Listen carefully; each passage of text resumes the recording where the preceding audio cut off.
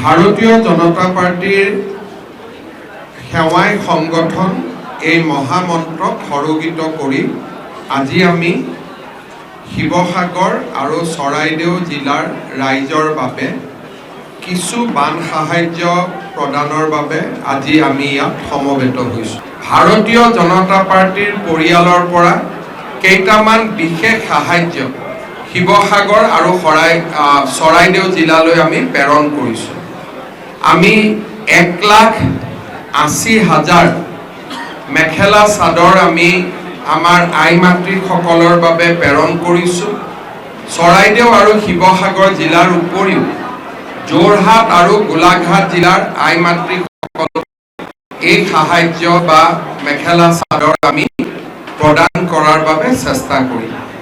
ঠিক তেনেকৈ আমাৰ শিশুসকলৰ বাবে আমি একোটাকৈ টি-চাৰ্ট আমি প্ৰেৰণ কৰিছোঁ আৰু ইয়াৰ লগত প্ৰায় 1.5 লাখ আমি আঁঠুৱা আমি আজি এই 4খন জিলালৈ প্ৰেৰণ কৰিছোঁ। অৰ্থাৎ 1,80,000 মেখেলা চাদৰ, 1,80,000 নতুন টি-চাৰ্ট আৰু 1,50,000 আঁঠুৱা।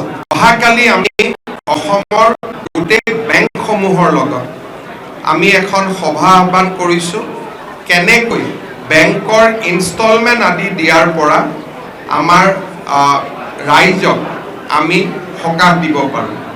ইতিমধ্যে প্ৰধানমন্ত্ৰী ডাঙৰীয়া আৰু কেন্দ্ৰীয় বিত্তমন্ত্ৰী ডাঙৰীয়ানীয়ে বেংকসমূহক পৰামৰ্শ দিছে, মোৰ লগত বহিবৰ কাৰণে তেওঁলোকক নিৰ্দেশ দিছে।